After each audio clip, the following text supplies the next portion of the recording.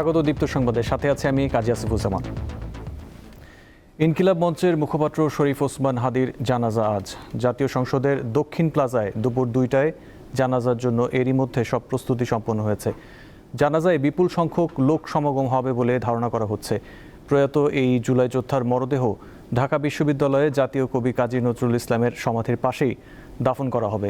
শুক্রবার রাতে অনুষ্ঠিত ঢাকা বিশ্ববিদ্যালয় সিন্ডিকেটের জরুরি অনলাইন বৈঠকে এই সিদ্ধান্ত নেওয়া হয়। ময়নাতদন্তের জন্য কিছুক্ষণ আগে ইনকিলাব মঞ্চের মুখপাত্র শরীফ ওসমান হাদির মরদেহ শহীদ সোহরাওয়ার্দী মেডিকেল কলেজ হাসপাতালের মর্গে নেওয়া হয়েছে। দর্শক, এই বিষয়ে জানাতে রাজধানীর মানিক মিয়া অ্যাভিনিউ থেকে যুক্ত আছেন সহকর্মী জহিরুল মোহসান। কথা বলবো তার সাথে। মোহসান, জানাজার প্রস্তুতির বিষয়ে জানান আমাদের।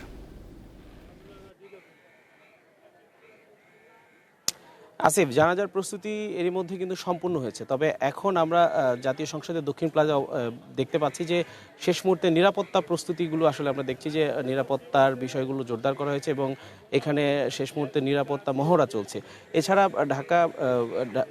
ঢাকার যেই মানিক মিয়া এভিনিউ, এখানে কিন্তু আসলে ব্যাপক জনসমাগমের আসলে আশা করা হচ্ছে যে এখানে অনেক মানুষ উপস্থিত হবেন ওসমান হাদির জানাজাকে ঘিরে। তাই এখানে আমরা দেখেছি প্রায় 1000 আনসার সদস্য রয়েছে, তারা এই নিরাপত্তার দায়িত্বে এখানে রয়েছেন এবং এছাড়া পুলিশ, র্যাব, অন্যান্য আইন শৃঙ্খলা রক্ষাকারী বাহিনীর সদস্যরা এখানে আসলে অবস্থান করছে। আমরা দেখছি এখন জাতীয় সংসদের দক্ষিণ প্লাজায় এখানে নিরাপত্তা মহড়া চলছে।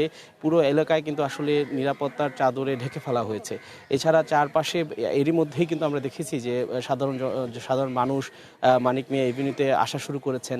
তারা ওসমান হাদির মরদেহ আসার পর এখানে যে জানাজা অনুষ্ঠিত হবে সেটার জন্য আসলে তারা অপেক্ষা করছেন। আমরা যতটুকু জানতে পেরেছি যে বাদ জোহর ওসমান হাদির মরদেহ নিয়ে আসা হবে জাতীয় সংসদের দক্ষিণ প্লাজায়। সেই জন্য এখানে একটা মঞ্চ তৈরি করা হয়েছে যেখানে মরদেহ রাখা হবে। এরপর দুপুর 2টায় আসলে জানাজা অনুষ্ঠিত হবে। এই জানাজাকে কেন্দ্র করে পুরো মানিক মিয়া এভিনিউ এবং জাতীয় সংসদ এলাকা চারপাশে আসলে নিরাপত্তার চাদরে ঢেকে ফেলা হয়েছে। মানিক মিয়া এভিনিউ যে সড়ক রয়েছে, এই সড়কের দুই পাশেই কিন্তু আসলে ব্যারিকেড দিয়ে রাস্তা বন্ধ করে রাখা হয়েছে এবং এখানে কোনো যান চলাচল এখন পর্যন্ত চলছে না, কিন্তু সাধারণ মানুষ এখন পায়ে হেঁটে চলাচল করছে। এবং আমরা দেখছি যে কিছুক্ষণ পর আসলে নিরাপত্তা বা চেকিং করে এখানে ঢোকানো হবে এবং জানাজায় যারা আসবেন তাদেরকে ভারী ব্যাগ বা বিভিন্ন কোনো ভারী বস্তু নিয়ে আসতে আসলে নিরুৎসাহিত করা হয়েছে। এছাড়া আমরা যতটুকু জানতে পেরেছি ওসমান হাদির মরদেহ গতকাল সিঙ্গাপুর থেকে হযরত শাহজালাল আন্তর্জাতিক বিমানবন্দরে এসে পৌঁছায়। 6:45 আসার পর আসলে জাতীয় হৃদরোগ ইনস্টিটিউটের হিমাগারে তার মরদেহ নিয়ে যাওয়া হয়। সেখানেই রাতে আসলে তার মরদেহ ছিল এবং সেখান থেকে মরদেহ জানাজার জন্য আসলে জাতীয় সংসদ এলাকায় নিয়ে আসা হবে। আমরা বেশ কয়েকজনের সাথে কথা বলেছিলাম, তারা বলছিলেন যে আসলে এই জানাজাকে কেন্দ্র করে দেশের বিভিন্ন স্থান থেকে যারা ওসমান হাদিরকে পছন্দ করতেন অথবা ওসমান হাদির আদর্শকে বিশ্বাস করতেন এবং আধিপত্য বিরোধী যেই ওসমান হাদির যে আন্দোলন বা সেই আন্দোলনকে সমর্থন করতেন, তারা আসলে দেশের বিভিন্ন স্থান থেকে এই জানাজায় অংশ নেবেন এবং এই জানাজায় অংশ নেওয়ার জন্য দূর দূরান্ত থেকে সকাল থেকেই কিন্তু আসলে মানিক মিয়া এভিনিউতে মানুষ আসা শুরু করেছে। তারা অপেক্ষা করছেন জানাজার জন্য এবং এই জানাজায় অংশ নেওয়াকেই আসলে অনেকে শেষবারের জন্য ওসমান হাদিকে দেখার অপেক্ষাও আসলে রয়েছেন। ওসমান হাদির জানাজা শেষে এখান থেকে মরদেহ নিয়ে যাওয়া হবে ঢাকা বিশ্ববিদ্যালয়। এই ঢাকা বিশ্ববিদ্যালয়ে ওসমান হাদির সেখানেই পড়াশোনা করেছিলেন এবং সেই প্রিয় ক্যাম্পাসে আসলে ওসমান হাদির প্রিয় ক্যাম্পাসে তার মরদেহ নিয়ে যাওয়া হবে। এরপর জাতীয় কবি কাজী নজরুল ইসলামের পাশে তাকে আসলে সমাহিত করা হবে। আমরা এখন দেখছি যে এখানে ব্যাপক আইন শৃঙ্খলা রক্ষাকারী বাহিনীদের উপস্থিতি এবং তারা এখন মহড়া দিচ্ছেন এবং পুরো এলাকা আসলে কিন্তু নিরাপত্তার চাদরে ঢেকে ফেলা হয়েছে। এই এলাকাতে যাতে কোনো অপ্রীতিকর ঘটনা না ঘটে সেই জন্য আসলে প্রস্তুত রয়েছে আইন শৃঙ্খলা রক্ষাকারী বাহিনী, পুলিশ, র্যাব, আনসার এবং আমরা সেনাবাহিনী সদস্যদেরও আসলে দেখতে পেয়েছি। আমরা এইটুকু বলতে পারি যে ব্যাপক জনসমাগম এবং ইতিহাসের অন্যতম জনসমাগম এবং অনেক বড় একটি জানাজা অনুষ্ঠিত হতে যাচ্ছে, যেখানে অসংখ্য মানুষ উপস্থিত হবেন এবং সেই জানাজাকে আসলে দেশবাসী সেই জানাজাকে অনেকে আবার সোশ্যাল মিডিয়ার মাধ্যমে বা বিভিন্ন মাধ্যমে জানাজায় অংশ নেওয়ার জন্য কিন্তু অনেকে আহ্বান জানিয়েছে। ইনকলাব মঞ্চ থেকেও আসলে বলা হয়েছে যে ওসমান হাদির শেষবারের মতো যদি ওসমান হাদিকে দেখতে হয় বা তার জানাজায় অংশ নিতে হয় মানিক মিয়া এভিনিউতে উপস্থিত হওয়ার জন্য। আসিফ, এই ছিল আসলে মানিক মিয়া থেকে সর্বশেষ। মহসন, আপনাকে ধন্যবাদ। ওসমান হাদির মরদেহ শুক্রবার সন্ধ্যায় সিঙ্গাপুর থেকে ঢাকায় পৌঁছায়। এরপর নেওয়া হয় জাতীয় হৃদরোগ ইনস্টিটিউটে। সেখানে রাতে হিমাঘরে রাখা হয় মরদেহ। শ্রদ্ধা নিবেদনের জন্য সকালে ঢাকা বিশ্ববিদ্যালয়ের কেন্দ্রীয় মসজিদে নেয়ার কথা রয়েছে। সিঙ্গাপুর থেকে ছেড়ে আসা এই উড়োজাহাজটির অপেক্ষায় বহু মানুষ। এর কারণও সবার জানা। এতে আছেন এক সাহসী যোদ্ধা, কিন্তু তার দেহ নিথর। জুলাই গণঅভ্যুত্থানের সম্মুখ ভাগের এই সৈনিক হেরে গেছেন ঘাতকের একটি বুলেটের কাছে। শুক্রবার সন্ধ্যার 6:45 উড়োজাহাজটিতে জুলাই যোদ্ধা শরীফ ওসমান বিন হাদি ওরফে ওসমান হাদির কফিন নিয়ে ঢাকার হজরত শাহজালাল আন্তর্জাতিক বিমানবন্দরে অবতরণ করে। বাংলাদেশ বিমানের ফ্লাইট থেকে ইনকিলাব মঞ্চের মুখপাত্র হাদির জাতীয় পতাকায় মোড়ানো কফিন নামানো হলে তার সহযোদ্ধারা কান্নায় ভেঙে পড়েন। বিএনপি, জামায়াত, এনসিপির নেতাদের পাশাপাশি সরকারের উপদেষ্টারা এই জুলাই যোদ্ধার মরদেহ গ্রহণ করেন। বিমানবন্দরে আনুষ্ঠানিকতা শেষে মরদেহ নেওয়া হয় জাতীয় হৃদরোগ ইনস্টিটিউটের হিমঘরে। এ সময় হাসপাতালের সামনে অনেকে ভিড় করেন। ওর জন্য মনটা এত খারাপ লাগছিল, বাসায় আর কিছুতেই থাকতে পারলাম না। আমি একজন নারী, মনটাকে বেঁধে রাখতে পারিনি। আমি হৃদরোগের সামনে চলে আসছি যে ওর কফিনটাও তো একটু দেখব।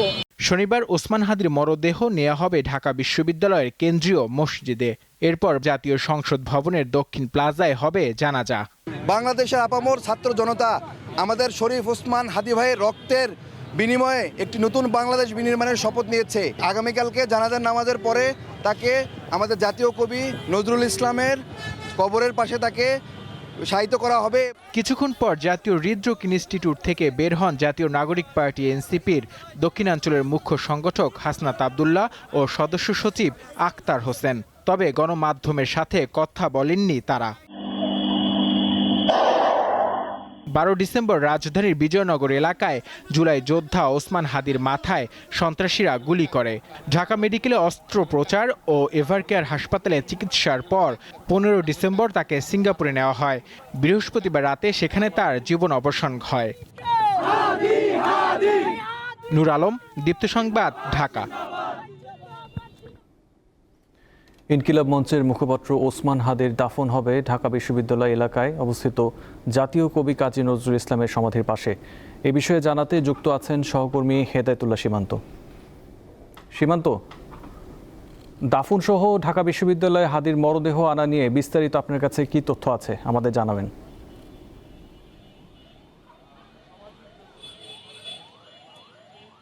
আসিফ, কিছুক্ষণ আগে মানিক মিয়া এভিনিউ থেকে সহকর্মী জহিরুল মোহসেন যেমনটি বলছিলেন যে বেলা 2টায় সেখানে জানাজা শেষে তার মরদেহ ঢাকা বিশ্ববিদ্যালয়ের কেন্দ্রীয় যে জামে মসজিদ সেখানে নিয়ে আসা হবে। তারপরই কবি কাজী নজরুল ইসলামের পাশে তাকে সমাধি তার কবরস্থ করা হবে। তার জন্য সেই প্রস্তুতি সকাল থেকে চলছে। আমরা দেখছি যে ইনকিলাব মঞ্চের মুখপাত্র এবং জুলাইয়ের অন্যতম যোদ্ধা সেই শরীফ ওসমান হাদি যখন মৃত্যুবরণের সংবাদ ছড়িয়ে পড়ে তারপর থেকেই রাজধানী সহ সারা দেশে উত্তাল হয়ে পড়ে।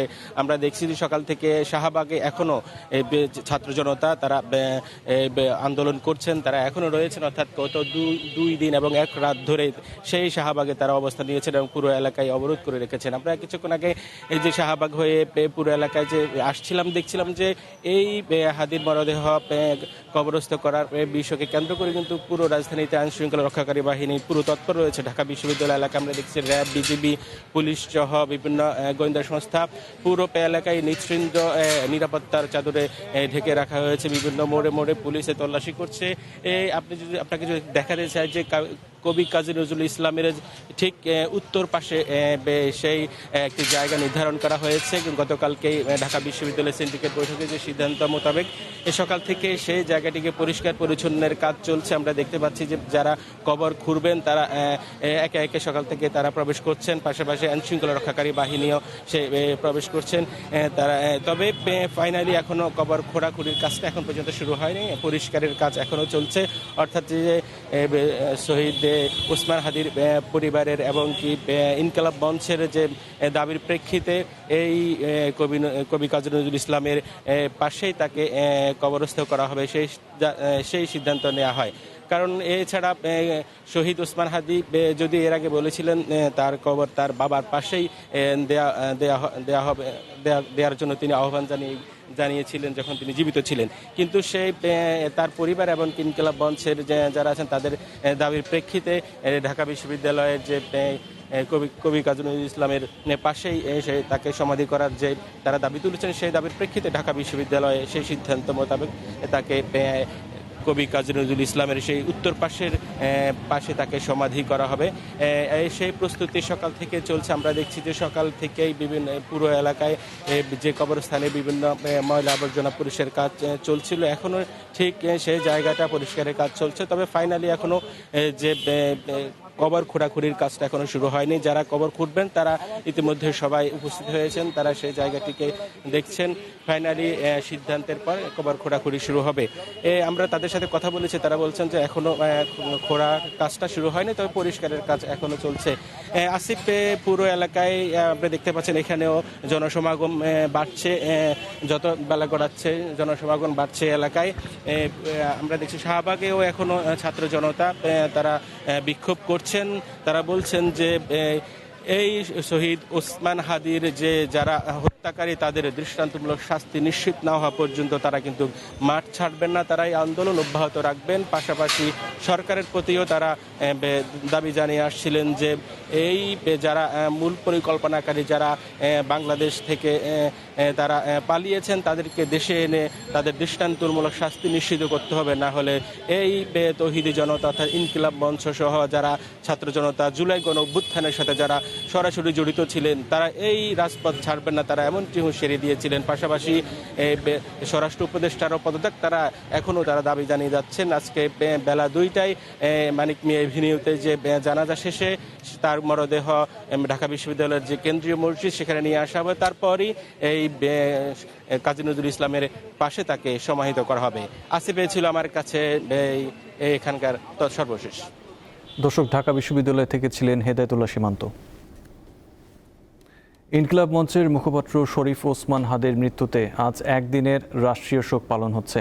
দিনটি উপলক্ষে দেশের সব সরকারি, আধা সরকারি, স্বায়ত্তশাসিত প্রতিষ্ঠান, শিক্ষা প্রতিষ্ঠান সহ সরকারি বেসরকারি ভবন এবং বিদেশে বাংলাদেশ মিশনগুলোতে জাতীয় পতাকা অর্ধনমিত রাখা হয়েছে। এর আগে গত বৃহস্পতিবার রাতে জাতির উদ্দেশ্যে দেওয়া ভাষণে প্রধান উপদেষ্টা ডক্টর মোহাম্মদ ইউনূস এই রাষ্ট্রীয় শোক ঘোষণা করেন। রাজধানীর তোপখানা রোডে উদীচী শিল্পগোষ্ঠীর কার্যালয়ে আগুন দিয়েছে দুর্বৃত্তরা। শুক্রবার সন্ধ্যা 5:45 জাতীয় প্রেস ক্লাবের বিপরীত পাশে অবস্থিত উদীচীর অফিসে এই আগুনের ঘটনা ঘটে। খবর পেয়ে ফায়ার সার্ভিসের 4টি ইউনিট দ্রুত ঘটনাস্থলে পৌঁছায় এবং আগুন নিয়ন্ত্রণে আনে। উদীচী শিল্পগোষ্ঠীর কর্মীরা জানান, যারা দেশকে অস্থিতিশীল করতে চায় তারাই আগুন লাগিয়েছে। প্রত্যক্ষদর্শীরা জানান 20 থেকে 25 জনের একদল লোক হঠাৎ এসে আগুন লাগিয়ে দিয়ে পালিয়ে যায়। দেশে ফিরতে বিএনপির ভারপ্রাপ্ত চেয়ারম্যান তারেক রহমান লন্ডনের বাংলাদেশ হাই কমিশন থেকে ট্রাভেল পাস সংগ্রহ করেছেন। এদিকে তারেক রহমানের স্বদেশ প্রত্যাবর্তন ঐতিহাসিক করতে বিএনপি প্রস্তুত বলে জানিয়েছেন অভ্যর্থনা কমিটির আহ্বায়ক ও দলের স্থায়ী কমিটির সদস্য সালাউদ্দিন আহমেদ। তিনি বলেন, দেশে ফেরার পর বিমানবন্দর থেকে তারেক রহমানের যাত্রাপথে নিরাপত্তা নিশ্চিত করা হচ্ছে। 300 ফিট এলাকায় সংবর্ধনা স্থান নির্ধারণ করা হয়েছে। আগামী 25শে ডিসেম্বর দেশে ফিরছেন তারেক রহমান। এরই মধ্যে বিমানের টিকিটও কাটা হয়েছে। বিমান বাংলাদেশ এয়ারলাইন্সের একটি ফ্লাইটে ওই দিন বেলা 11:55 তিনি ঢাকায় পৌঁছাবেন। লক্ষ্মীপুরে বিএনপি নেতা বেলাল হোসেনের ঘরে তালা লাগিয়ে পেট্রোল ঢেলে আগুন দিয়েছে দুর্বৃত্তরা। এই ঘটনায় ঘুমন্ত অবস্থায় অগ্নিদগ্ধ অবস্থায় মারা যায় 7 বছরের শিশু আয়েশা বেগম। গত মধ্যরাতে সদর উপজেলার ভবানীগঞ্জের চরমনসা এলাকায় এই ঘটনা ঘটে। দলটির স্থানীয় নেতাকর্মীরা জানান, বেলাল হোসেন নিজ ঘরে রাতে স্ত্রী সন্তান নিয়ে ঘুমিয়েছিলেন। এ সময় ঘরের দরজায় তালা লাগিয়ে পেট্রোল ঢেলে আগুন ধরিয়ে দেয় দুর্বৃত্তরা। মুহূর্তে আগুন চারিদিকে ছড়িয়ে পড়ে। এ সময় ঘরে ঘুমন্ত শিশু আয়েশা বেগম অগ্নিদগ্ধ হয়ে মারা যান। দগ্ধ হন বেলাল হোসেন ও তার 2 কন্যা। পরে স্থানীয়রা 3 জনকে উদ্ধার করে হাসপাতালে নিয়ে যায়। অবস্থার অবনতি হওয়ায় 2 কন্যা বিথি আক্তার ও স্মৃতি আক্তারকে ঢাকায় বার্ন ইনস্টিটিউটে পাঠানো হয়। চিকিৎসকরা জানান, তাদের অবস্থা আশঙ্কাজনক। এই ঘটনায় এলাকায় উত্তেজনা বিরাজ করছে। দিনাজপুরে বোচাগঞ্জ পৌর এলাকায় ধনতলায় সাবেক নৌ পরিবহন প্রতিমন্ত্রী খালেদ মাহমুদ চৌধুরী ও সেতাবগঞ্জ পৌরসভার সাবেক মেয়র মোহাম্মদ আসলামের বাড়িতে আগুন দিয়েছে উত্তেজিত জনতা। শুক্রবার রাত 8টার দিকে এই অগ্নিসংযোগের ঘটনা ঘটে। চট্টগ্রামে হাটহাজারী উপজেলার গোমানবর্তন এলাকায় জাতীয় পার্টির একাংশের চেয়ারম্যান আনিসুল ইসলামের বাড়িতেও আগুন দিয়েছে একদল লোক। এদিকে শরীফ ওসমান হাদিকে নিয়ে সামাজিক যোগাযোগ মাধ্যমে আপত্তিকর মন্তব্য করার অভিযোগে সাভারের এনাম মেডিকেল কলেজ হাসপাতালের মেডিসিন বিভাগের অধ্যাপক তাজিন আফরোজ শাহকে সাময়িক বরখাস্ত করা হয়েছে। এর আগে হাদির মৃত্যুকে নিয়ে ফেসবুকে পোস্টে অশালীন মন্তব্য করার অভিযোগ ওঠে তার বিরুদ্ধে। বিষয়টি ছড়িয়ে পড়লে ক্ষোভে ফেটে পড়েন শিক্ষার্থী ও সাধারণ মানুষ। এছাড়া ব্রাহ্মণবাড়িয়ার কসবায় ইয়াসিন ভুইয়া নামে এক যুবককে আটক করেছে পুলিশ। এই ছিল এখনকার সংবাদ। পরের সংবাদ দেখার আমন্ত্রণ রইল। এছাড়া আরও তথ্য বিনোদনের জন্য চোখ রাখুন দীপ্ত টিভির ডিজিটাল প্ল্যাটফর্মগুলোতে। ধন্যবাদ।